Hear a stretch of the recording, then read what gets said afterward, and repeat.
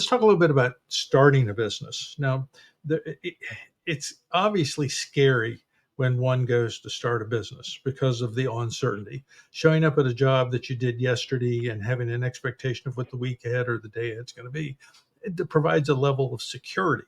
And I imagine probably at this point in your career, in this particular phase of your career, you've developed a certain level of security because you knew what yesterday was, what tomorrow is going to be, and you can plan for it.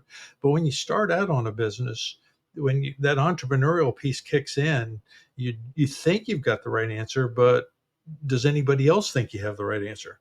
And so it is scary, right? Yes, it is.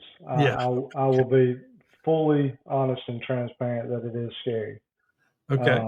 One of the particular things that was the most scary to me, or uh, one of the highest considerations to me, was how to achieve cash flow.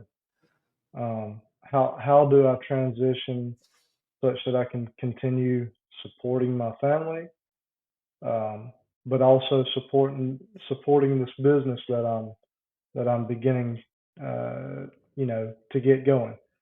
Um, that was the biggest question that I had when starting a business was, how is this all going to work? Financially, maybe sometimes civil engineers, certainly out of school, don't necessarily know the financial impacts associated, certainly with starting a business, but even going to work for uh, a small business. Small businesses are driven primarily upon cash flow and the ability to be able to pay the bills and move from one week or one month to the next. So that was the biggest hurdle that in my mind had to be overcome personally whenever I was considering beginning this business. Yeah, and in the same sense, having started a business on my own, it really goes both ways.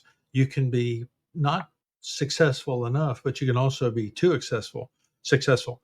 You can overextend yourself, Sure.